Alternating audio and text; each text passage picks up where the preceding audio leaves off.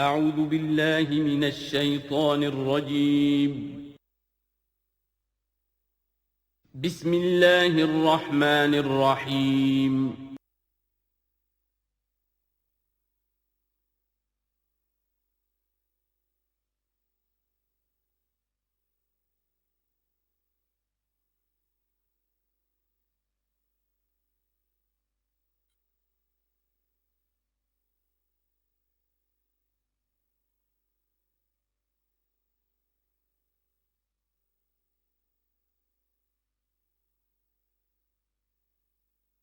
والصلاة والسلام على عباده الذين اصطفى خصوصا على أفضلهم وخاتم النبيين محمد الأمين وعلى آله وصحبه أجمعين. أما بعد فأعوذ بالله من الشيطان الرجيم. بسم الله الرحمن الرحيم.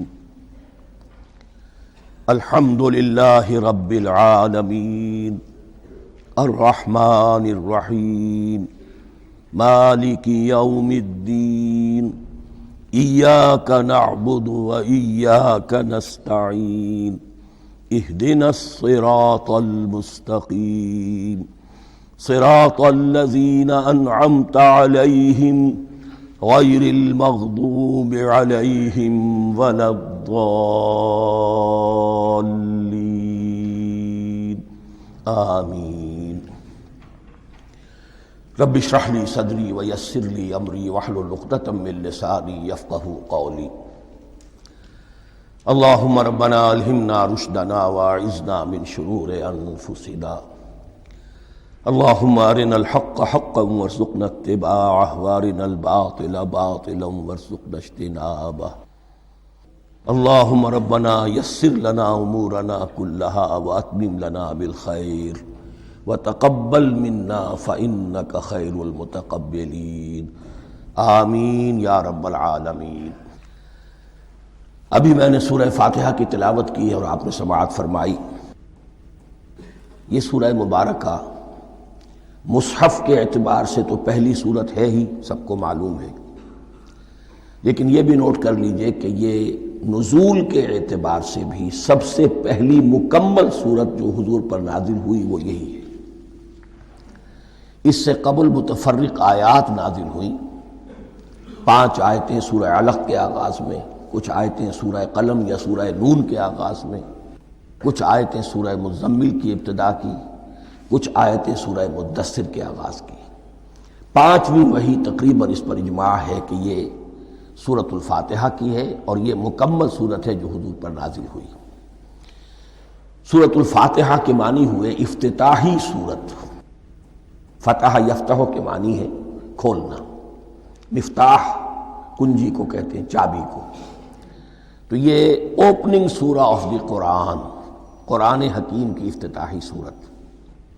ویسے جیسا کہ میں تعارف قرآن کے ضمن میں عرض کر چکا ہوں، عربوں کا یہ مزاج تھا کہ جس چیز سے انہیں خصوصی محبت ہوتی تھی اس کے بہت سے نام رکھتے تھے.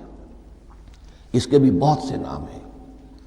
سورۃ الفاتحہ سب سے عام ہے، لیکن الکافیہ، الشافیہ، ام القرآن، اساس القرآن، کم سے کم یہ 4 نام تو میں سمجھتا ہوں کہ ہر مسلمان کو مزید معلوم ہونے چاہیے، اور بھی بہت سے نام. اس سورہ مبارکہ کی بالاتفاق و بالاجماع 7 آیتیں ہیں، اگرچہ ان کی ترتیب میں کچھ اختلاف ہے. ایک رائے یہ ہے، اور یہ رائے امام شافعی کی بھی ہے اور بصرہ کے جو قراء تھے ان کی بھی ہے، کہ آیت بسم اللہ بھی سورہ فاتحہ میں شامل ہے، اس کا جز ہے. وہ اس کو شامل کر کے پھر 7 آیتیں بناتے ہیں. تو آخری جنہیں ہم 2 آیتیں سمجھتے ہیں، صراط الذین انعمت علیہم غیر المغضوب علیہم ولا الضالین، وہ ان کے نزدیک ایک آیت ہے. تو گویا کہ نتیجہ یہ نکلا کہ آیتوں کی تعداد 7 ہی رہتی ہے. امام ابو حنیفہ رحمۃ اللہ علیہ کا موقف اور کوفے کے جو قراء تھے ان کا بھی موقف یہ ہے کہ آیت بسم اللہ نہ سورہ فاتحہ کا جز ہے نہ کسی اور سورت کا جز ہے، سوائے ایک مقام پر جہاں حضرت سلیمان علیہ السلام کا خط جو ہے نقل ہوا ہے، جو انہوں نے ملکہ سبا کو لکھا تھا انہو من سلیمان و انہو بسم اللہ الرحمن الرحیم.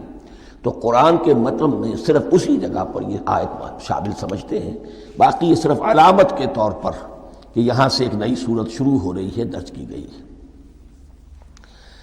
اس سورہ مبارکہ کو الصلاح قرار دیا گیا ایک حدیث میں. اس کا جو اسلوب ہے وہ دعا کا ہے، اور دعا کے ساتھ اس کی جو مناسبت ہے، اور پھر اسی کی وجہ سے ہماری نماز کا یہ جزو لا ینفک بنا دیا گیا. بلکہ ایک حدیث جو میں آپ کو سناؤں گا اس میں اسی کو نماز قرار دیا گیا، الصلاح یہی ہے. ویسے وہ حدیث مبارک موجود ہے، من لم یقرأ بفاتحۃ الکتاب لا صلاۃ لمن لم یقرأ بفاتحۃ الکتاب. جو شخص سورہ فاتحہ کی تلاوت نہیں کرتا اس کی کوئی نماز نہیں. اس کے حوالے سے بھی ہمارے ہاں دو مسلک ہیں، ذکر صرف اس لیے کر رہا ہوں کہ آپ کے علم میں ہو، ان میں کوئی بنیادی فرق نہیں ہے. کسی بھی ایک رائے کا انسان قائل اور حامل ہو سکتا ہے بغیر اس کے کہ دوسرے کو بالکل غلط قرار دے، بلکہ یہ کہ اس کے لیے بھی گنجائش اپنے ذہن میں اور اپنے دل میں رکھے. اور دوسری رائے یہ ہے کہ اس کا حصہ نہیں ہے. اسی اعتبار سے یہ کہ یہ سورہ مبارکہ نماز میں پڑھی جانی ضروری ہے. لا صلاۃ لمن لم یقرأ بفاتحۃ الکتاب. البتہ یہ اختلاف ہے، یہ بات جو میں ذکر کر رہا تھا جو ذہن سے نکل گئی، کہ آیا مقتدی جو ہے امام کے پیچھے کھڑا ہو کر جب نماز پڑھ رہا ہو تو کیا اس صورت میں بھی اس کے لیے لازم ہے کہ سورہ فاتحہ پڑھے؟ اس میں دو رائے ہو گئی، بلکہ تین. ایک رائے انتہائی ہے اور وہ فقہ حنفی کی طرف منسوب ہے کہ اگر آپ امام کے پیچھے مقتدی کی حیثیت سے نماز پڑھ رہے ہیں تو کسی بھی رکعت میں آپ سورہ فاتحہ نہیں پڑھیں گے. ایک دوسری بالکل برعکس رائے ہے، وہ امام شافعی رحمۃ اللہ علیہ کی ہے کہ ہر حالت میں چاہے امام جہری رکعت پڑھا رہا ہو جس میں وہ بلند آواز سے سورہ فاتحہ پڑھ رہا ہو، اور چاہے وہ سری رکعت ہو، ہر حالت میں مقتدی کو بھی پڑھنی ہے. ایک تیسری رائے بین بین ہے، وہ امام مالک کی ہے رحمۃ اللہ علیہ، کہ جو سری رکعت ہے جس میں کہ امام بھی خاموشی سے پڑھ رہا ہے مقتدیوں کو بھی پڑھنی چاہیے. جو جہری رکعت ہے جس میں کہ امام بلند آواز سے پڑھ رہا ہے اس میں مقتدیوں کو خاموش رہ کر پوری توجہ جو ہے سننے پر صرف کر دینی چاہیے. اذا قرئ القرآن فاستمعوا له وانصتوا. جب قرآن پڑھا جا رہا ہو تو پوری توجہ اس کے پڑھنے پر مرکوز کر دو اور خود خاموش رہو.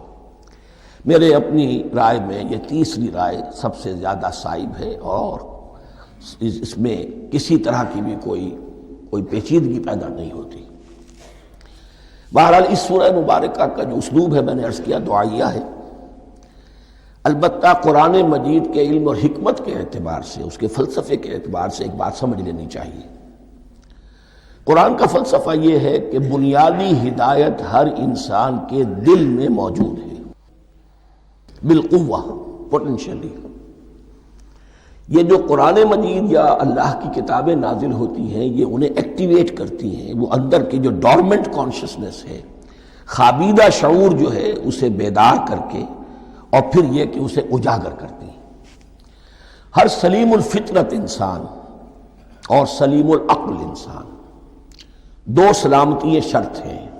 سلیم الفطرت، نیچر پرورٹڈ نہ ہو، فطرت مسخ نہ ہو گئی ہو، عقل سلیم ہو.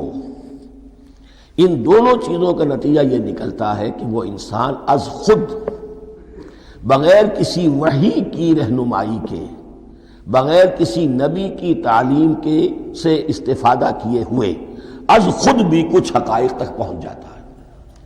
اور وہ حقائق کیا ہیں؟ نمبر ایک یہ کہ اس کائنات کا ایک خالق ہے اور وہ ایک ہے، اور وہ تمام صفات کمال سے متصف ہے. نمبر دو یہ کہ انسان کی زندگی صرف یہ زندگی نہیں ہے بلکہ ایک اور زندگی ہے کہ جس میں اس زندگی کے اعمال کے نتائج برآمد ہوں گے. یہ دو باتیں، اس کی زیادہ وضاحت کے ساتھ جو ہے اس کا تذکرہ آئے گا سورہ لقمان میں، جہاں حضرت لقمان کی شخصیت کا تذکرہ ہے. لیکن یہاں صرف یہ بات سمجھ لیجئے کہ قرآن کا فلسفہ یہ ہے کہ ہر انسان میں، ہر فرد نوع بشر میں جو اپنی ولادت کے وقت مسلم ہوتا ہے. حضور کی حدیث ہے کل مولود یولد علی الفطرہ ابواہ یحودانہ او ینصرانہ او یمجسانہ. ہر بچہ نوع انسانی کا فطرت اسلام پر پیدا ہوتا ہے. وہ فطرت کے اندر وہ ہدایت ودیت ہے۔ اب اگر وہ فطرت بس نہیں ہوئی اور عقل جو ہے وہ صحیح رخ پر کام کر رہی ہے تو ان دو حقائق تک وہ انسان خود پہنچ جائے گا۔ لیکن ان دونوں حقائق تک پہنچنے کے بعد اب وہ دست بستہ دعا کرے گا کہ اے رب اب مزید ہدایت تو مجھے عطا فرما۔ ایک تو یہ کہ میں کیا کروں کیا نہ کروں، میری عقل اس میں ٹھوکر کھا سکتی ہے، میں کسی اچھی چیز کو بری سمجھ سکتا ہوں، کسی بری کو اچھی سمجھ سکتا ہوں، تو مجھے صحیح راستہ، صحیح راہ ہدایت پر چلا۔ یہ دعا ہے جو انسان کرتا ہے جبکہ وہ ایمان باللہ اور ایمان بالآخرہ تک خود پہنچ چکا ہوتا ہے، اور یہ سمجھتا ہے کہ صحیح زندگی کا رخ یہی ہے کہ جس رب کو میں نے پہچانا ہے کہ وہ اس کائنات کا خالق ہے اور مالک ہے اور رب ہے، میں اس کی بندگی کروں، اس کی اطاعت کروں، اس کا حکم مانوں، اس کے راستے پر چلوں۔ لیکن وہ راستہ کون سا ہے؟ اس کے لیے پھر دست بدعا ہوتا ہے کہ پروردگار تو میری رہنمائی فرما۔ یہ مقام ہے کہ جہاں آپ سمجھ لیجئے اپنے آپ کو بھی آج اس جگہ پر تصور کرتے ہوئے پھر اس سورہ مبارکہ کو پڑھیے کہ آپ اس مقام پر اللہ کے فضل و کرم سے پہنچ چکے ہیں کہ اللہ کو آپ نے پہچان لیا اور اس کی توحید کو جان لیا، اس کی جملہ صفات کمال سے آپ واقف ہو گئے، آپ یہ بھی جان گئے کہ بڑھ کر اس کے حضور میں حاضر ہونا ہے اور وہ حساب کتاب لے گا۔ پھر آپ نے یہ عہد بھی کر لیا کہ اب زندگی گزارنی ہے اس رب کی بندگی میں، اسی کی فرما برداری میں۔ اب یہاں کھڑے ہو کر آپ پوچھتے ہیں کہ اللہ مجھے وہ تفصیلی ہدایت عطا فرما، ایسا نہ ہو کہ کبھی میں کسی راستے پر چلتا ہوا کسی پگڈنڈی پر مڑ جاؤں اور وہ تھوڑی سی جو ڈیوییشن ہو میرے راستے کی وہ میری عاقبت کو برباد کر دے۔ یک لحظہ غافل گشتم و صد سال راہم دور شد، اس لیے کہ ہوتا یہی ہے سیدھے راستے سے ذرا سی کوئی پگڈنڈی جو ہے تھوڑے سے اینگل پر نکلی ہے، لیکن جب چلتے جائیں گے آپ تو جتنے آگے بڑھیں گے اس پر، اس راہ صراط مستقیم سے آپ اتنے ہی زیادہ دور ہوتے چلے جائیں گے۔ یہ ہے قرآن مجید کی حکمت اور فلسفے کے اعتبار سے اس سورہ مبارکہ کا مقام۔ اب آئیے ہم بسم اللہ کرتے ہیں۔ بسم اللہ الرحمن الرحیم، شروع کرتا ہوں میں اللہ کے نام سے جو رحمان اور رحیم ہے۔ اس پر کچھ گفتگو ہو چکی ہے تعارف قرآن کے ضمن میں کہ رحمان اور رحیم دو نام ہیں کہ جو رحمت کے مادے سے نکلتے ہیں۔ رحمان میں اللہ تعالیٰ کی رحمت کا جوش ہے، جانی کیفیت، طوفانی کیفیت، اور رحیم میں اللہ تعالیٰ کی رحمت کا دوام اور تسلسل۔ یہ دونوں کیفیات اللہ کی رحمت میں بیک وقت موجود ہیں، جس کا ہم تصور نہیں کر سکتے۔ ہم سمندر کو دیکھتے ہیں، متلاطم سمندر ہے، اس میں ہیجان ہے، طوفان ہے۔ دریا کو دیکھتے ہیں کہ وہ سکون کے ساتھ چل رہا ہے، خاموشی سے چل رہا ہے، بہہ رہا ہے، بس تسلسل کے ساتھ بہہ رہا ہے۔ ہم ان دونوں کیفیات کو علیحدہ علیحدہ دیکھتے ہیں تو ہمارا ذہن ان دونوں کو بیک وقت اس کا تصور نہیں کر سکتا، تخیل ممکن نہیں۔ لیکن اللہ کی رحمت کی یہ دونوں شانیں مستقلاً ہر وقت موجود ہیں، بیک وقت، اسی لیے ان دونوں کے درمیان کہیں حرف عطف نہیں آئے گا۔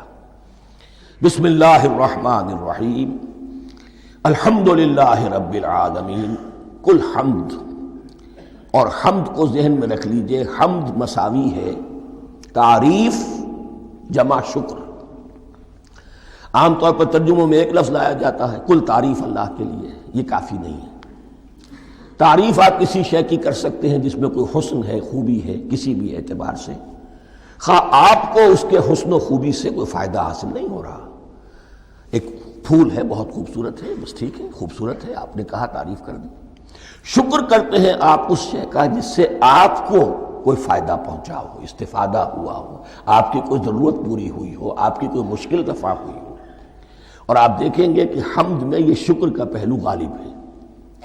جتنی بھی دعائیں ہیں حضور سے منقول، شکر کے مقام پر وہاں حمد آتا ہے۔ بھوک لگی ہوئی تھی، کھانا کھایا، الحمدللہ الذی اطعمنی وسقانی۔ اب یہاں دیکھیے ترجمہ تعریف نہیں، شکر ہے اس اللہ کا جس نے مجھے کھلایا اور پلایا۔ آپ بیت الخلاء سے باہر آئے، نجاستیں آپ سے دور ہو گئیں، طبیعت میں انشراح ہوا، الحمدللہ الذی اذھب عنی الاذی وعافانی۔ وہ شکر ہے اس اللہ کا جس نے اذیت بخش چیزیں مجھ سے دور کر دیں اور مجھے عافیت بخشی۔ تو یہ الحمدللہ رب العالمین، اللہ تعالیٰ کا حسن و کمال اور حسن و جمال اپنی جگہ بھی اس انتہا کا ہے کہ جتنی تعریف اس کا حق ہے ہم کر ہی نہیں سکتے، لیکن اس کے احسانات اور انعامات ہم پر اتنے ہیں کہ ہم ان کو بھی گن نہیں سکتے، لہذا ایک ہی احصاء ہم نے کر دیا الف لام کے ساتھ، الحمدللہ رب العالمین، تمام تعریفیں اور کل شکر اللہ کے لیے ہیں کہ جو تمام جہانوں کا پروردگار ہے، رب ہے، مالک ہے۔ رب میں ایک مفہوم ہوتا ہے ربوبیت کا، اور اس میں مفہوم شامل ہوتا ہے تربیت کا، ربیانی صغیرہ۔ تو مالک ہونا اور تربیت دینا، آپ جس شے کے مالک ہوں گے آپ چاہیں گے اس میں بڑھوتری ہو، اس میں اضافہ ہو، وہ نشو و نما پائے، تو یہ دونوں چیزیں آپس میں ایک دوسرے کا جڑی ہوئی ہیں، پروردگار بھی اور مالک بھی۔ عام طور پر عربی میں رب کا لفظ مالک کے لیے آتا ہے، رب البیت، رب الدار، رب المال، تو مالک وہاں پر ظاہر بات ہے کہ اس سے مراد کیا ہے، مال والا، گھر والا، گھر کا مالک۔ تو کل شکر اور کل تعریف اس اللہ کے لیے ہے جو تمام جہانوں کا مالک بھی ہے اور پروردگار بھی ہے۔ الرحمن الرحیم، رحمان ہے اور رحیم ہے، اب دوبارہ اس کی میں وضاحت نہیں کروں گا۔ مالک یوم الدین، یوم دین کا مختار مطلق ہے۔ دین عربی زبان میں کہتے ہیں بدلے کو، دناہم کما دانو، کما تدینو تو دانو، یہ کہاوت ہے، جیسے اردو میں ہم کہتے ہیں جیسا کرو گے ویسا بھرو گے، کما تدینو تو دانو، تو یہ ہے بدلہ، اس کا بنیادی مفہوم جو ہے وہ بدلہ ہے۔ تو بدلے کا ایک دن ہے جس دن فیصلہ ہوگا کہ کون کیا کما کر لایا ہے اور اسے کیا بدلہ ملنا چاہیے۔ آیا اس کا برائیوں کا پلڑا بھاری ہے کہ اسے سزا ملنی چاہیے، یا اس کی حسنات اور نیکیوں کا پلڑا بھاری ہے کہ اسے جزا ملنی چاہیے، اس کا انعام اور اکرام کے ساتھ معاملہ کیا جانا چاہیے، وہ ایک دن ہے، اسے ہم یوم القیامہ کہتے ہیں۔ اور لیکن اصل بات جو یہاں کہی گئی، یعنی ایک جملے میں تین باتوں کا اعتراف ہو رہا ہے۔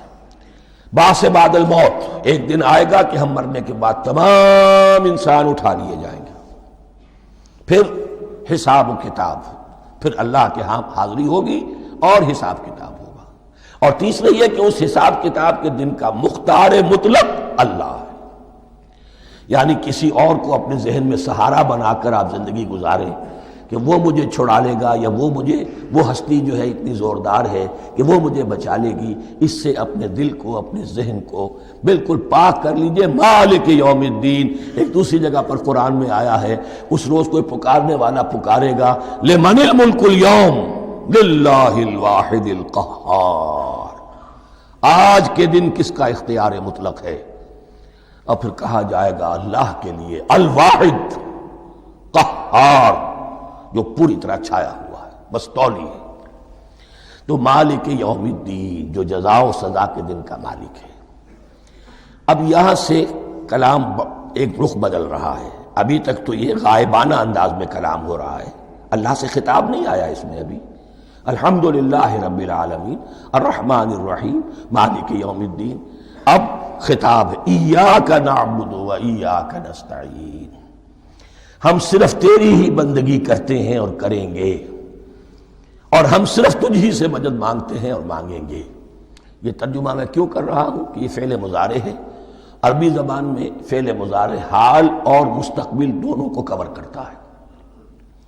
کا جو ہے مفعول فاعلی جو ہے، مفعول جو ہے اس میں ضمیر مفعولی، اسے پہلے لا کر حشر کا مضمون پیدا ہو گیا۔ ہم تیری بندگی کرتے ہیں نہیں، ہم تیری ہی بندگی کرتے ہیں اور کریں گے۔ حال میں ترجمہ کیجئے تو یہ اظہار حال ہے، اور مستقبل میں ترجمہ کیجئے تو یہ ایک عہد ہے، قول و قرار ہے، بہت بڑا معاہدہ ہے۔ وَإِيَّاكَ نَسْتَعِينُ، اور صرف تجھ ہی سے مدد مانگتے ہیں اور مانگیں گے۔ اس میں بھی حال کا ترجمہ اظہار حال، اللہ کرے کہ واقعی ہمارا حال وہی ہو، جب ہم یہ الفاظ کہتے ہیں تو واقعتاً ہم اس پر پورے اتر رہے ہوں کہ اسی کی بندگی کر رہے ہوں اور اسی سے ساری استعانت اور استمداد کر رہے ہیں۔ جہاں تک مستقبل کا تعلق ہے وہ پھر ایک عہد ہے، اہدنا الصراط المستقیم، یہ مقام وہ آ گیا کہ یہاں تک تو اے پروردگار ہم پہنچ گئے، تیرے فضل سے، تیرے کرم سے، فطرت سلیمہ بھی تیری عطا کردہ تھی، عقل سلیم بھی تیری ودیعت کردہ تھی، ان دونوں کی روشنی سے ہم یہاں تک تو پہنچ گئے۔ اب ہماری جو ضرورت ہے، احتیاج ہے، وہ کیا ہے؟ اہدنا الصراط المستقیم، ہدایت بخش ہمیں سیدھے راستے کی۔ یہاں دو باتیں سمجھ لیجئے، انفرادی سطح پر انسان کے لیے نہ معلوم کتنے مرحلے آتے ہیں ہر روز کہ جس میں وہ ایک ٹھٹک کر کھڑا ہو جاتا ہے، یہ کروں یا یہ کروں، دو آلٹرنیٹو سامنے آ رہے ہیں، فیصلہ کرنا مشکل ہو رہا ہے، قدم قدم پر ہدایت کی ضرورت ہے۔ اور اجتماعی طور پر نوع انسانی تین بڑے بڑے تمدنی مسائل میں واقعہ یہ ہے کہ تسلیم کر لیا جانا چاہیے کہ عقل انسانی اس کو راستہ نہیں دکھا سکتی۔ عام معاشرتی سطح پر مرد اور عورت کے درمیان حقوق اور اختیارات کا کیا توازن ہو، ناممکن ہے، انسان طے نہیں کر سکتا۔ انسان یا مرد ہے یا عورت ہے، عورت سوچے گی اپنے لحاظ، اپنے جذبات کا، اپنے خیالات کا لحاظ رکھے گی، مرد کے جذبات و احساسات کا اس کا کوئی تصور ہی ممکن نہیں۔ مرد سوچے گا اسے اپنے احساسات معلوم ہے، لیکن یہ کہ عورت کے احساسات سے وہ نابلد ہے، ان کو محسوس کر ہی نہیں سکتا، لا محالہ وہ اپنے بارے میں وہ جو بھی نظام بنائے گا اس میں وہ اپنی بالادستی رکھے گا۔ وہ تو ایک ہی ہستی ہو سکتی ہے کہ جو دونوں کی خالق ہے، مرد کی بھی عورت کی بھی، اور اس کو دونوں سے محبت ہے، دونوں کا خیر خواہ ہے، دونوں کا رب ہے، دونوں کو پروان چڑھانا چاہتا ہے۔ اسی طرح فرد اور معاشرہ یا ریاست، حکومت اور ریاست ہمیشہ یہ چاہتی ہے کہ سارے اختیارات ہمارے ہاتھ میں آ جائیں، ٹوٹلیٹیرین سوسائٹی ہو، بس ہم حکم دیں اور لوگ اس پر چلیں۔ افراد یہ چاہتے نہیں، ہمیں آزادی ہونی چاہیے۔ اب آپ دیکھیے کہ دنیا میں کتنے جھگڑے چلتے ہیں اسی پر، فریڈم فریڈم فریڈم۔ وہ فریڈم واقعتاً اپنی جگہ پر ایک شے ہے، افراد کی آزادی ہونی چاہیے، لیکن افراد کی آزادی اتنی نہ ہو جائے کہ وہ مادر پدر آزاد ہو جائے، کوئی قانون، کوئی قاعدہ، کوئی اخلاقی کوئی حدود اور قیود جو ہے ان کا پابند نہ رہے۔ تو اب کہاں ہے وہ نقطہ اعتدال کہ جس میں انسان کی انفرادی آزادی، انفرادی اختیار اور ادھر اجتماعی مصلحتیں جو ہیں ان کو بیلنس کیا جا سکے؟ انسان طے نہیں کر سکتا، صرف اللہ ہی اس کے لیے نظام دے سکتا ہے۔ تیسرا مسئلہ ہے سرمایہ اور محنت، اس میں کیا توازن ہو؟ سرمایہ اور محنت دونوں مل کر کچھ بنا رہے ہیں، کچھ پروڈیوس کر رہے ہیں۔ اب اس میں نفع جو ہوا ہے اس میں سرمایہ کا کتنا حصہ ہونا چاہیے اور لیبر کا کتنا ہونا چاہیے، کون طے کر سکتا ہے؟ اس کے لیے بھی کہ ایسا نہ ہو کہ سرمایہ داری جو ہے آکاش بیل بن کر پورے معاشرے پر چھا جائے، اور غریب بیچارہ، مزدور بیچارہ، کاشتکار بیچارہ وہ گویا کہ چکی کے دو پارٹوں میں پس کر رہ جائے، اس کی کوئی حیثیت نہ رہ جائے۔ لیکن یہ کہ دوسری طرف اگر یہ کہ مزدور کا جو حق ہے اس سے زیادہ اس کو دے دیا جائے تو سرمایہ جو ہے وہ سکڑ جائے گا، شائی ہو جائے گا، وہ پھر میدان میں نہیں آئے گا۔ کیا کیا جائے؟ کون سا نقطہ عدل و اعتدال ہے؟ یہ تین مسائل ایسے ہیں، اہدنا الصراط المستقیم۔ تو یوں سمجھیے کہ ایک جو بنیادی ہدایت تھی، ایک اللہ کو پہچان لینا، یہ جان لینا کہ کل حسن و جمال اور تمام انعام و اکرام کا منبع اس کی ذات ہے، وہ رحمان ہے اور رحیم ہے، اور یہ جان لینا کہ مرنے کے بعد جی اٹھنا ہے، حساب کتاب ہے، فیصلہ ہوگا جزا و سزا کا، اور مختار مطلق اس دن کا اللہ ہے۔ پھر یہ عہد کر لینا ایاک نعبد و ایاک نستعین۔ اس کے بعد دعا، پروردگار ہمیں ہدایت پر قائم رکھ، ہماری ہدایت میں اضافہ فرما۔ اس ہدایت کے لفظ کو سمجھ لیجئے، بنیادی ہدایت، تفصیلی ہدایت، قدم قدم پر ہدایت، ہدایت پر ہدایت۔ والذین اہتدوا زادہم ھدی، جو لوگ ہدایت کے راستے پر آتے ہیں اللہ ان کی ہدایت میں اضافہ کرتا ہے۔ تو یہ قدم قدم پر ہمیں ہدایت کی ضرورت ہے اور مرحلہ وار ضرورت ہے۔ ہدایت اس کو بھی کہتے ہیں کہ کسی نے آپ سے کوئی پتہ پوچھا، آپ نے کہا ادھر جانا، پھر دوسری گلی میں مڑنا، پھر جانا دو تین لائٹیں چلے جانا، پھر مڑنا، وغیرہ وغیرہ، یہ بھی ہدایت ہے۔ نظری طور پر آپ نے بتایا ہے۔ ایک ہدایت یہ ہوئی کہ بھائی میں چلتا ہوں آپ کے ساتھ، میں آپ کو وہاں تک پہنچا دوں گا تاکہ آپ کو دقت نہ ہو، آپ نے منزل تک پہنچا دیا۔ ان دونوں کے درمیان، یہ تو میں نے ایک فرد کی مثال دی ہے، اللہ اور بندے کے درمیان نہ معلوم کتنے مراحل ہیں ہدایت کے۔ تو کسی وقت بھی انسان اپنے آپ کو ہدایت خداوندی سے مستغنا نہیں سمجھ سکتا، اور نہیں تو پروردگار جو ہدایت دی ہے اس پر ہدایت پر قائم رکھ۔ کیا پتہ شیطان کا کوئی حملہ کیا پتہ ہمارے نفس کی کوئی شرارت کسی ایسے رخ پر ہمیں ڈال دے کہ اب تک کی ساری کمائی بھی ضائع ہو جائے۔ لہذا یہ نہ سمجھیے کہ جب یہ ساری چیزیں ان کو معلوم تھیں، وہ ان چیزوں کا تو اقرار کر رہے تو اب ہدایت کون سی مانگ رہے ہیں؟ تو ہدایت کا تو بڑا میدان کھلا ہوا ہے، اور اس ہدایت کی وہ جو میں نے آخری شکل آپ کو بتائی ہے کہ منزل مقصود تک پہنچا دے، یہ ہدایت بھی قرآن مجید میں اس معنی میں بھی لفظ آیا ہے کہ اہل جنت جب جنت میں داخل ہوں گے تو جو ترانہ حمد ان کی زبان پر اس وقت ہوگا وہ کیا ہے؟ الحمدللہ الذی ہدانا لہذا وما کننا لنہتدی لولا ان ہدانا اللہ۔ کل شکر اللہ کا جس نے ہمیں یہاں تک پہنچا دیا، ہدایت دی یہاں تک پہنچا دیا، اور ہم ہرگز نہ پہنچ پاتے، ہم ہرگز ہدایت یافتہ نہ ہو سکتے اگر اللہ ہی ہمیں ہدایت نہ دیتا۔ اہدنا الصراط المستقیم، سیدھا راستہ، صراط الذین انعمت علیہم، اب اس کی مزید وضاحت ہے، راستہ اس کا ان لوگوں کا جن پر تیرا انعام ہوا۔ یہ کون لوگ ہیں؟ اس کی وضاحت آپ کو ملے گی سورہ نساء میں، من یطع اللہ والرسول فاولئک مع الذین انعم اللہ علیہم من النبیین والصدیقین والشہداء والصالحین۔ چار طبقات ہیں منعم علیہم جن پر اللہ کا انعام ہوا ہے۔ چوٹی پر انبیاء کرام، اس کے بعد صدیقین کرام، اس کے بعد شہداء عظام، اس کے بعد عام صالح مسلمان، صالح ہو۔ یہ بیس لائن ہے، اس سے اوپر کا درجہ شہداء کا ہے، اس سے اوپر کا درجہ صدیقین کا ہے، اور پھر اس سے اوپر کا درجہ انبیاء کا ہے۔ انبیاء میں سے پھر وہ بھی ہوتے ہیں کہ جو اولو العزم میں من الرسل ہیں، لیکن یہ چار طبقات ہیں، ان کے راستے پر ہمیں چلا۔ غیر المغضوب علیہم ولا الضالین، جو مغضوب علیہم نہیں ہوئے، جن پر تیرا غضب نہیں ہوا، اور غضب ہوتا ہے ان پر کہ جو ہدایت کے واضح ہونے کے بعد ہدایت کو ترک کر دیں، وہ ہے مغضوب علیہم۔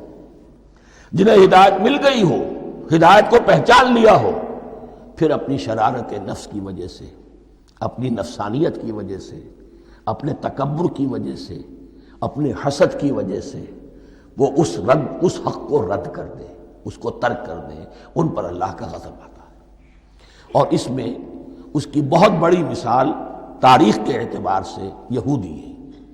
اللہ نے انہیں ہدایت دی، کتابیں عطا کی، تورات، انجیل، زبور، سینکڑوں نبی ان میں مبعوث کیے، 1400 برس تک نبوت کا تار ٹوٹا ہی نہیں، مسلسل۔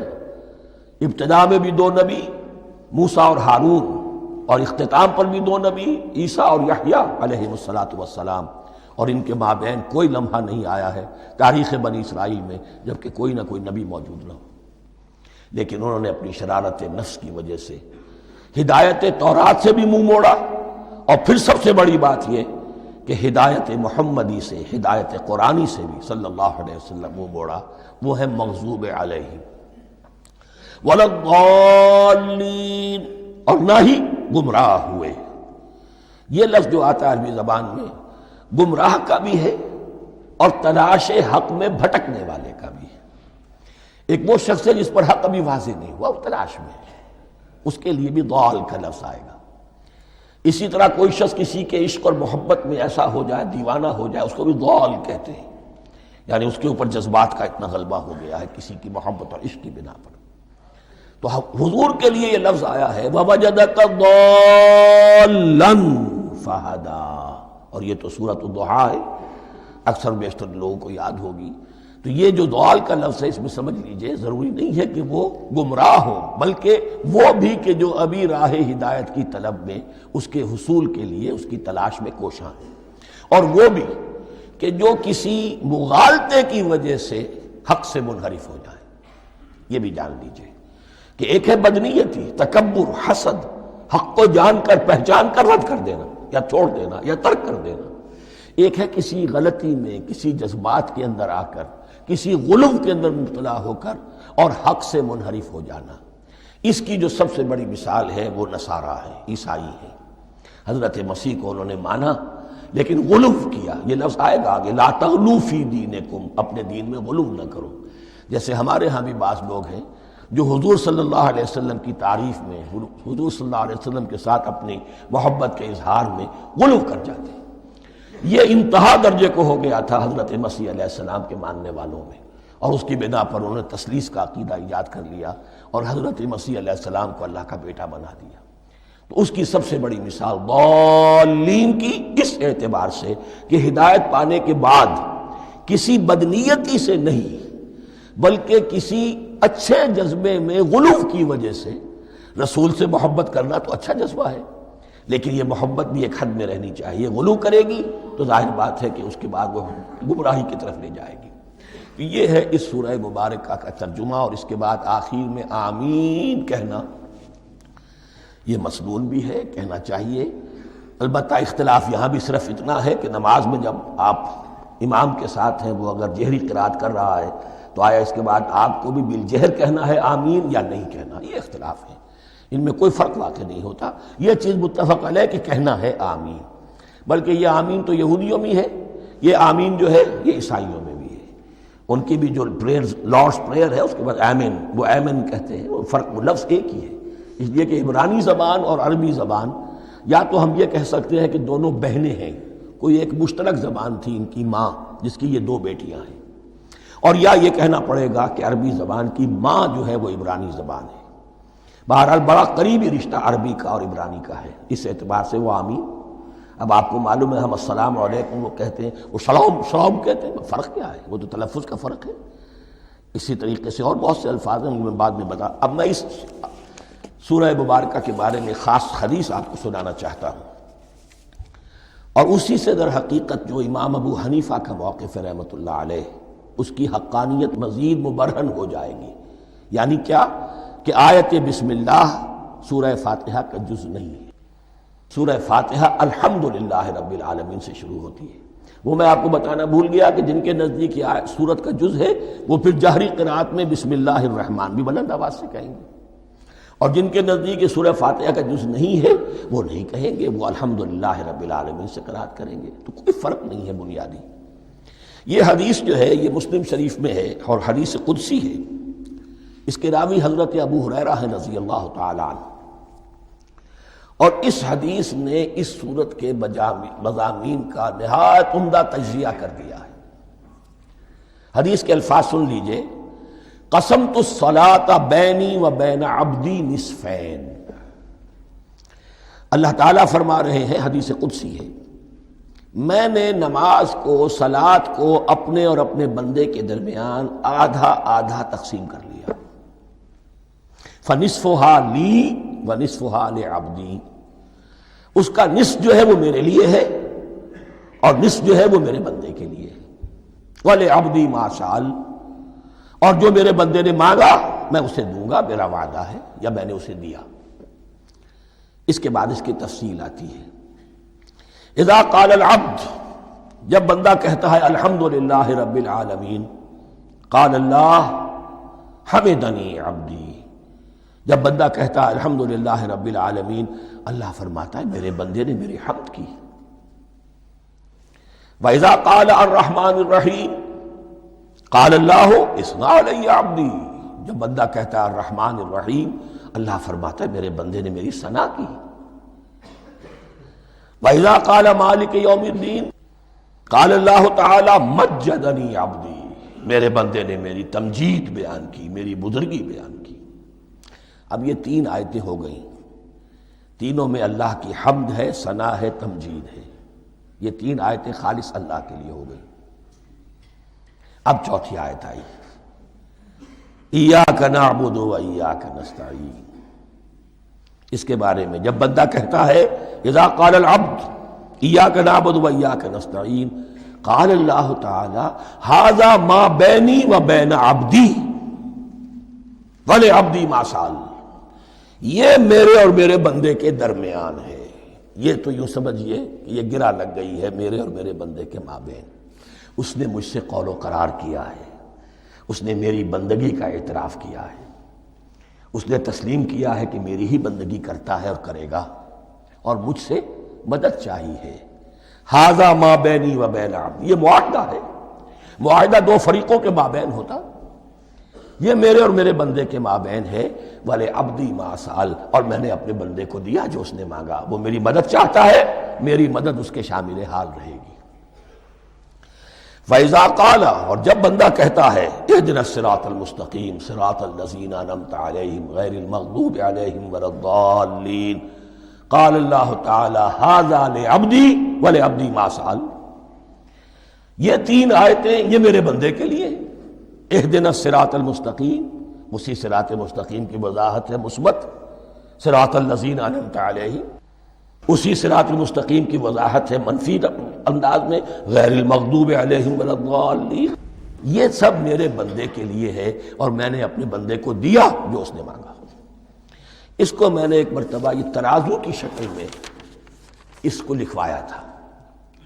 دیکھیے یہ ایاک نعبد و ایاک نستعین، یہ ہے وہ ترازی کی وہ ڈنڈی، واو جو ہے ایاک نعبد و ایاک نستعین، واو جو ہے گویا کہ وہ مٹھ ہے جس سے کہ ترازو کو پکڑا جاتا ہے۔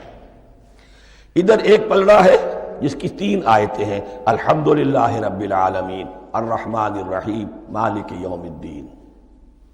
اس کا نتیجہ کیا نکلا؟ ایاک نعبد۔ آپ نے شاید یہ سنا بھی ہو، ایک بہت ہی عمدہ قرات کا جو ریکارڈ ہے قاری عبدالباسط عبدالصمد کا، وہ یہیں سے چل کر سورہ فاتحہ کی قرات کر کے ایاک نعبد پر آ کر رکتا ہے، الحمدللہ رب العالمین الرحمن الرحیم مالک یوم الدین ایاک نعبد۔ گویا کہ یہاں یہ صورت بالکل ہاف ہو گئی ہے، تین آیتوں میں اللہ کی حمد ہے، ثنا ہے، تمجید ہے، جس کا نتیجہ ہم تیری ہی بندگی کرتے ہیں، تیری ہی اطاعت کریں گے۔ لیکن اب اس کے بعد سوال ایاک نستعین، اسی کی جو استعانت کیا درکار ہے ہمیں؟ ہدایت۔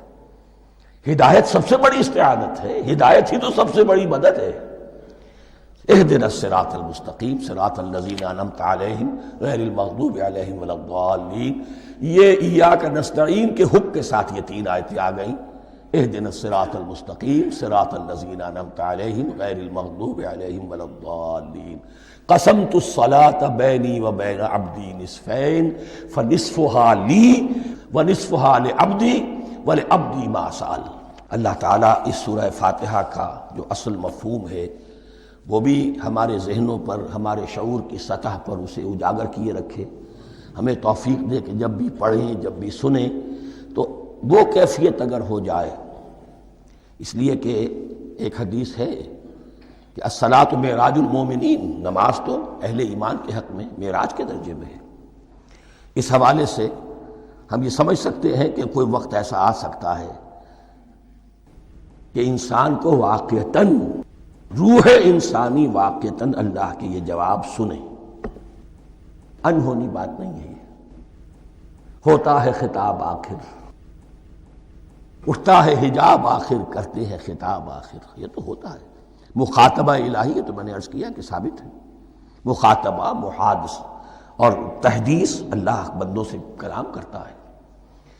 اب آئیے بسم اللہ الرحمن الرحیم، اب یہ سورہ بقرہ شروع ہو رہی ہے۔ سورۃ البقرہ جو 286 آیات پر مشتمل ہے، تقریباً 2.5 پاروں پر پھیلی ہوئی ہے۔ ہر شخص جانتا ہے کہ یہ قرآن حکیم کی حجم کے اعتبار سے سب سے بڑی سورت ہے، لیکن یہ معاملہ صرف حجم کا نہیں ہے۔ نبی اکرم صلی اللہ علیہ وسلم نے اسے سنام القرآن قرار دیا ہے۔ آپ نے فرمایا لکل شیء سنام، ہر چیز کی ایک چوٹی ہوتی ہے، جیسے اونٹ کا کوہان ہوتا ہے۔ وسنام القرآن البقرہ، سنام القرآن، قرآن کی چوٹی جو ہے وہ سورۃ البقرہ ہے۔ یہ نوٹ کر لیجئے جو میں نے کل آپ کو جو مختلف مکی اور مدنی صورتوں کے گروپوں کے بارے میں بتایا تھا کہ یہاں سے اب پہلی منزل بھی شروع ہو رہی ہے اور پہلا گروپ بھی شروع ہو رہا ہے، اور اس کے ساتھ جو اگلی صورت آئے گی وہ اس کا جوڑا ہے، سورہ آل عمران، جس کی سب سے نمایاں علامت یہ نوٹ کیجئے، یہ بھی الف لام میم سے شروع ہوئی، اگلی بھی الف لام میم سے شروع ہوگی۔ اس کے بعد 2 صورتیں مدنی اور ہیں، لیکن ان دونوں میں نہ حروف مقطعات ہے، نہ کوئی اور تمہیدی کلام ہے، براہ راست خطاب سورہ نساء میں یا ایھا الناس اور سورہ مائدہ میں یا ایھا الذین آمنوا، کوئی تمہیدی بات نہیں، کوئی حروف مقطعات نہیں، براہ راست خطاب۔ وہ ایک جوڑا ہے سورہ نساء اور سورہ مائدہ، اور یہ ایک جوڑا ہے سورہ بقرہ اور سورہ آل عمران۔ سورہ بقرہ اور سورہ آل عمران کو نبی اکرم صلی اللہ علیہ وسلم نے الزہراوین بھی قرار دیا ہے۔ زہرا کہتے ہیں بڑی روشن چیز کو۔ یہ حضرت فاطمہ رضی اللہ تعالی عنہ کے نام کے ساتھ آتا ہے، فاطمۃ الزہراء۔ تو زہرا بہت روشن، دمکتی ہوئی شے۔ الزہراوین، یہ دو نہایت دمکتی ہوئی صورتیں ہیں جو قیامت کے دن دو بدلیوں کی شکل میں ظاہر ہوں گی، حضور نے فرمایا، اور جو لوگ ان صورتوں سے محبت کرتے تھے ان پر سایہ کریں گے۔ اللہم ربنا اجعلنا منہم، ہمیں اللہ تعالیٰ ان میں شامل فرما دے۔ اس سورہ مبارکہ کو دو حصوں میں تقسیم سمجھیے۔ ویسے تو یہ کہ رکوع آئیں گے، پارے بھی بدلیں گے اس میں، لیکن حصے دو ہیں۔ پہلے حصے میں اصل روئے سخن سابقہ امت مسلمہ سے ہے، یہود سے، بنی اسرائیل سے۔ دوسرے حصے میں اصل خطاب موجودہ امت مسلمہ سے ہے، امت محمد سے صلی اللہ علیہ وسلم۔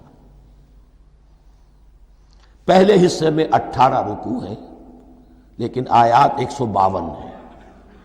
دوسرے حصے میں 22 رکوع ہیں لیکن آیات 134 ہیں۔ گویا کہ اس سے آپ کو توازن نظر آئے گا کہ اگرچہ ادھر رکوع کی تعداد کم ہے 18 لیکن آیات کی تعداد زیادہ ہے 152۔ دوسرے حصے میں رکوعوں کی تعداد زیادہ ہے 22 لیکن آیات کی تعداد 134۔ اسی لیے اس کا ایک نام میں نے تجویز کیا ہے، وہ اس لیے تاکہ کچھ حقائق آپ کے ذہنوں میں ان ناموں کے حوالے سے بھی انشاءاللہ محفوظ ہو جائیں گے۔ سورۃ الامتین، دو امتوں کی صورت، اس لیے کہ تقریباً نصف اس کی ساری بحث جو ہے، مرکزی بحث، وہ سابقہ امت مسلمہ بنی اسرائیل، اور دوسرا نصف اس میں سارا خطاب وہ ہے موجودہ امت مسلمہ یعنی امت محمد صلی اللہ علیہ وسلم۔ اس کا جو پہلے 18 رکوع ہے یا پہلا حصہ ہے، اس کے اندر ڈویژن فردر ہوگی ورٹیکل، عمودی۔ پہلے 4 رکوع، پھر 10 رکوع، پھر 4 رکوع۔ لیکن جو 22 رکوع ہیں دوسرے حصے کے، دوسرے نصف کے، اس میں ڈویژن جو ہے جو ہاریزونٹل ہے، وہ افقی تقسیم ہے، عمودی نہیں، افقی۔ وہ میں بعد میں بیان کروں گا جب ہم وہاں پہنچ جائیں گے۔ ان کو پہلے سمجھ لیجئے کہ اس پہلے حصے کی جو تقسیم میں نے کی ہے، پہلے 4 رکوع، پھر 10 رکوع اور پھر 4 رکوع۔ پہلے 4 رکوع یوں سمجھیے کہ پورے قرآن مجید کے لیے اس کی حکمت اور فلسفے کا جو حصہ مکی قرآن میں بیان ہو چکا تھا اس کا خلاصہ ہے۔ جب یہ صورت نازل ہو رہی ہے تو یہ تو مدینہ میں حضور تشریف لا چکے ہیں، 12-13 سال جو ہیں گزر چکے ہیں، اور ان 12-13 سالوں کے دوران 2/3 قرآن نازل ہو چکا ہے۔ اس میں جو بھی حکمت، فلسفہ اور بنیادی دعوت، یہ جو چیزیں مکی قرآن میں بیان ہوئیں، ان کا خلاصہ نچوڑ نکال کر یہاں 4 رکوعوں میں رکھ دیا گیا۔ اگرچہ ان میں بھی جب گہرائی میں آپ دیکھیں گے تو روح سخن جو ہے وہ بنی اسرائیل کی طرف ہے، وہ میں بعد میں عرض کروں گا، لیکن اضافی طور پر یہ سمجھ لیجئے کہ پورے مکی قرآن کے حکمت اور پیغام کا خلاصہ ان 4 رکوعوں میں۔ پھر 10 رکوع ہیں جن میں براہ راست خطاب ہے سابقہ امت مسلمہ، یا بنی اسرائیل۔ اس کے بھی 2 حصے ہیں۔ پہلے ایک رکوع میں دعوت ہے، بڑا انداز اس کا بڑا پیارا ہے، اس میں دعوت ہے، ایمان لاؤ محمد پر صلی اللہ علیہ وسلم۔ اور اس کے بعد 9 رکوع ہیں ملامت کے، ملامت، تنقید، تم نے یہ کیا اور یہ کیا اور یہ کیا، ہم نے یہ احسان کیے، یہ احسان کیے، یہ احسان کیے، تم نے یہ ناشکری کی، یہ ناشکری کی، یہ ناشکری کی۔ اور اس سب کا نتیجہ آخری 4 رکوعوں میں ہے کہ اب تمہیں اس منصب سے معزول کیا جا رہا ہے جس پر تم 2000 برس تک فائز رہے ہو، اور تمہیں ہٹا کر اب ایک نئی امت محمد کی شکل میں جو وجود میں آ چکی ہے صلی اللہ علیہ وسلم، اسے اس پر فائز کیا جا رہا ہے۔ اور اس کی علامت کے طور پر اسے میں کہا کرتا ہوں کورونیشن، تاج پوشی. ایک امت معذور، دوسری امت اس کا نسب ہو رہا ہے، اس کی تاج پوشی کے لیے سمبل، علامت کیا ہے؟ قبلہ تحویل. وہ قبلہ یروشلم سابقہ امت کا قبلہ اب ادھر رخ نہیں ہوگا، اب اہل توحید کا قبلہ یہ مکے کی طرف ہوگا، بیت اللہ کی طرف ہوگا. تو تحویل قبلہ کا مضمون ہے جو ان 4 رکوعوں میں آتا ہے. تو یہ میں نے تھوڑی سی تمہید جو ہے آپ کے سامنے رکھ دی ہے. اب بسم اللہ کیجئے. بسم اللہ الرحمن الرحیم. الف لام میم. الف لام میم یہ حروف مقطعات ہیں، یہ علیحدہ علیحدہ پڑھے جاتے ہیں، علم نہیں پڑھ سکتے اس کو. الف لام میم، ہا میم ہے، ہا علیحدہ میم علیحدہ، اگرچہ لکھے ہوئے ہوتے ہیں جڑے ہوئے. کاف ہا یا عین صاد لکھے ہوئے جڑے ہوئے، پڑھے جائیں گے علیحدہ علیحدہ. قطع علیحدہ کرنا. تو حروف مقطعات ان کے بارے میں ایک بات تو جو ہے اجماعی ہے، سب کے نزدیک مسلم ہے. ان کا کوئی حتمی مفہوم اور ان کے حتمی معنی کسی کو معلوم نہیں سوائے اللہ اور اس کے رسول کے. اس معنی میں یوں بھی کہا گیا یہ کوڈ ورڈز ہیں، جیسے کہ کوئی میسیجز جو ہیں ادھر ادھر بھیجے جاتے ہیں، سیکرٹ میسیجز، تو کچھ کوڈ ورڈز ہوتے ہیں جس سے سمجھ میں آتا ہے کہ یہ بات واقعتاً صحیح سورس سے آ رہی ہے، واللہ عالم. لیکن اس کا کوئی مفہوم اور اس کے معنی جو ہیں وہ اتفاق اس پر ہے، اگرچہ بعض حضرات نے کچھ اپنی سی کوشش کی ہے کچھ مفہوم جو ہے بنانے کی، وہ اپنی جگہ پر ہے. لیکن یہ کہ کسی حضرت عبداللہ ابن عباس رضی اللہ تعالی عنہما نے بعض ایسی کوششیں کی ہیں، لیکن ان کی رائے کو بھی ان کی ذاتی رائے سمجھا گیا ہے، امت نے اسے قبول نہیں کیا. اجماع اور کنسنسس اسی پر ہے کہ اس کے معنی اور مفہوم کسی کو معلوم نہیں سوائے اللہ اور اس کے رسول کے. البتہ بعض چیزیں ایسی ہیں کہ وہ اگر نوٹ کر لی جائیں تو شاید آئندہ ہے اس میں کچھ راز کھلنے کے امکانات پیدا ہو جائیں.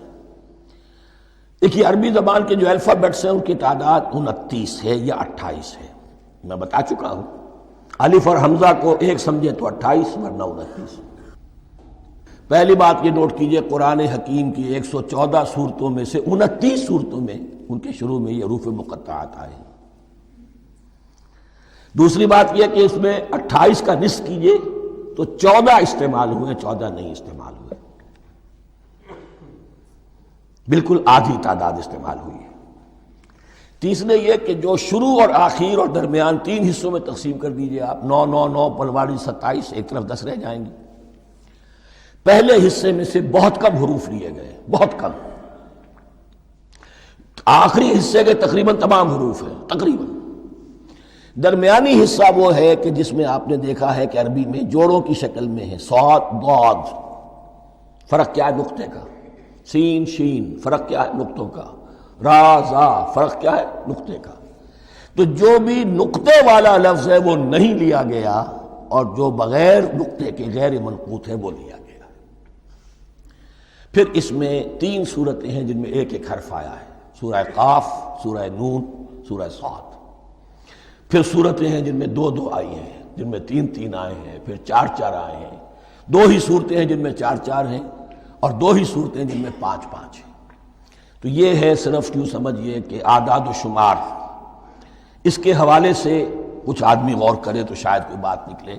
باقی وہ مثال میں آپ کو بتا دیتا ہوں کہ حضرت عبداللہ ابن عباس نے ایک رائے ظاہر کی کہ الف لام میم در حقیقت ایک جملے کا خلاصہ ہے. انا اللہ اعلم، پہلا لفظ ہے انا، اس کا الف لے لیا. درمیانی لفظ ہے اللہ، اس کا درمیانی لام لے لیا. تیسرا لفظ ہے اعلم، یہ آخری لفظ ہے، آخری حرف میم لے لیا. انا اللہ اعلم، میں اللہ جانتا ہوں. واللہ اعلم، واقعتاً اللہ ہی جانتا ہے. یہ حضرت عبداللہ ابن عباس کی رائے ہے، لیکن اگرچہ انہیں حبر الامت مانا گیا ہے، لیکن یہ کہ ان کی اس رائے کو بھی اکثر و بیشتر مفسرین نے قبول نہیں کیا. اب جو پہلے 2 رکوع ہیں اس سورہ بقرہ کے، ان کے بارے میں تعویل عام اور تعویل خاص کا ایک بڑا بنیادی فرق ہے جو نوٹ کر لینا چاہیے. جس وقت یہ صورت نازل ہو رہی ہے، میں عرض کر چکا ہوں کہ 12 سال ہو چکے تھے حضور کو اپنا فریضہ نبوت و رسالت ادا کرتے ہوئے. ایک جماعت اچھی بھلی تیار ہو چکی تھی جنہوں نے حضور کی دعوت پر لبیک کہا، ایمان لائے اور آپ کی تعلیمات پر عمل کیا۔ وہ ایک گروہ موجود تھا، یہ ابو بکر ہے، یہ عمر ہے، یہ عثمان ہے، یہ طلحہ ہے، یہ زبیر ہے، یہ عبد الرحمن ابن عوف ہے، یہ مصعب بن عمیر ہے، دیکھ لو۔ اور ایک گروہ وہ تھا کہ جو حق کو جان کر پہچان کر محض اپنی ضد اور ہٹ درمی کی باعث وہ کفر پر اڑ گیا تھا۔ اور اب ایک تیسرا گروہ پیدا ہو رہا تھا مدینے میں آ کر، وہ ابھی ایمبریونک سٹیج میں ہے، کہ جو داعی ہے، مدعی ہے کہ ہم مانتے ہیں لیکن حقیقت میں نہیں مانتے۔ یہ تین قسم کے گروہ دنیا میں ہمیشہ پائے جائیں گے، ہمیشہ۔ اب اسے میں اس کو لا رہا ہوں تعویل عام کی طرف۔ جب بھی کبھی کوئی دعوت اٹھے گی انقلابی، ایک ہوتا ہے وعظ و نصیحت، ٹھیک ہے، جس نے بھی فائدہ اٹھایا اٹھا لیا۔ ایک ہوتی ہے دعوت انقلابی، وہ انقلابی دعوت کا ہدف ہوتا ہے نظام کو بدلنا۔ نظام بدلتا ہے تو ظاہر بات ہے کہ جو لوگ اس نظام میں جن کے ویسٹڈ انٹرسٹ ہیں اور جن کو پریولیجز حاصل ہیں، جن کے مفادات ہیں، وہ تو لازماً اپنے نظام کا تحفظ کریں گے۔ ٹکراؤ ہوگا، تصادم ہوگا، تصادم میں جانی نقصان بھی ہوگا، مالی نقصان بھی ہوگا۔ یہ گویا کہ کسی انقلابی دعوت کے لوازم ہیں۔ اگر یہ شے نہ ہو تو دعوت انقلابی ہے ہی نہیں۔ اس اعتبار سے ہر انقلابی دعوت کے جواب میں تین طبقے پیدا ہو جاتے ہیں۔ ایک وہ کہ جو اس دعوت کو قبول کرتے ہیں دیانت کے ساتھ، خلوص کے ساتھ، اخلاص کے ساتھ، اور پھر پوری جواں مردی کا ثبوت دیتے ہیں، ہر چہ بعد آباد، اب جو آئے سو آئے، جان دینی پڑے حاضر ہیں، مال دینا پڑے حاضر ہیں، کوئی تکلیف آئے، کوئی مشقت آئے، کوئی مصیبت آئے، کوئی قربانی کرے حاضر۔ جب پکارا گیا واپس نہیں پھیرا کوئی فرمان جنوں کا، اور تنہا نہیں لوٹی کبھی آواز جرس کی۔ خیریت جاں راحت تن صحت داماں، سب بھول گئیں مصلحتیں اہل ہوس کی۔ ایک وہ لوگ ہوتے ہیں، ایک وہ لوگ ہوتے ہیں کہ جو اڑ جاتے ہیں ضد پر، ہٹ درمی پر، ماننے کے باوجود، جاننے کے باوجود کہ بات تو ٹھیک ہے جو کہہ رہے ہیں، کیسے مان لیں؟ ہماری سیادت، ہماری چودراہٹ، ہمارے مفادات، ہمارے یہ ساری چیزیں، ان سب کے اوپر زد پڑ رہی ہے۔ یہ لوگ اڑ جاتے ہیں، اور پھر کوئی دعوت، کوئی نصیحت، کوئی مزید افہام و تفہیم ان کے حق میں مفید نہیں ہوتی۔ اس لیے کہ صحیح بات ہے جو کہتے ہیں کہ سوتے کو تو جگایا جا سکتا ہے، جاگتے کو کیسے جگائیں؟ کوئی سویا ہوا ہے تو آپ اسے جگا دیں گے، جو جاگا ہوا ہے لیکن وہ بنا ہوا ہے، وہ اٹھنے کو تیار ہی نہیں ہے، تو آپ کیسے اٹھا دیں گے اس کو؟ تو جو لوگ جان بوجھ کر حق کو پہچان کر رد کر دیتے ہیں، پھر ان کے حق میں کوئی دعوت، کوئی نصیحت، کوئی تبلیغ، کوئی انذار، کوئی تبشیر مفید نہیں ہوتی۔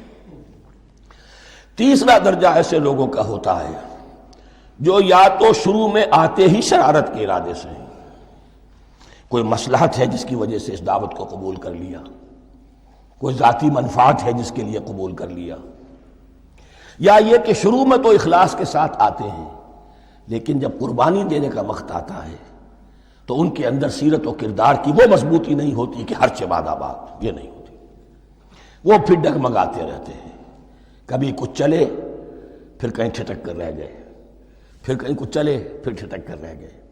یہ تیسرا طبقہ ہے کہ جو کہتا ہے، دعوی مدعی ہے کہ ہم نے مانا ہے، قبول کیا ہے، بات ٹھیک ہے، کچھ تھوڑا بہت چلتے بھی ہیں، لیکن جہاں مشکل آئی چھٹک کر کھڑے ہو گئے، اونجے منہ گر پڑے۔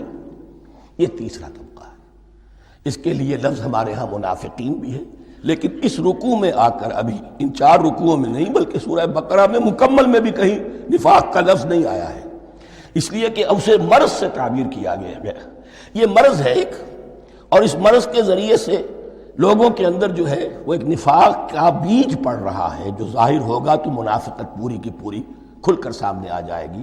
روگ ہے انسانی شخصیت کا، اس حوالے سے وہ تیسری، اور یہ چونکہ اہم ترین حصہ تھا، اور یہ مرض اب شروع ہو رہا تھا، مدینے میں، مکے میں نہیں تھا، لہذا زیادہ تفصیل سے اس کے بارے میں گفتگو ہوئی۔ اب ان 2 رکوعوں کا سلسلے وار مطالعہ انشاءاللہ اس دوسری نشست میں کریں گے۔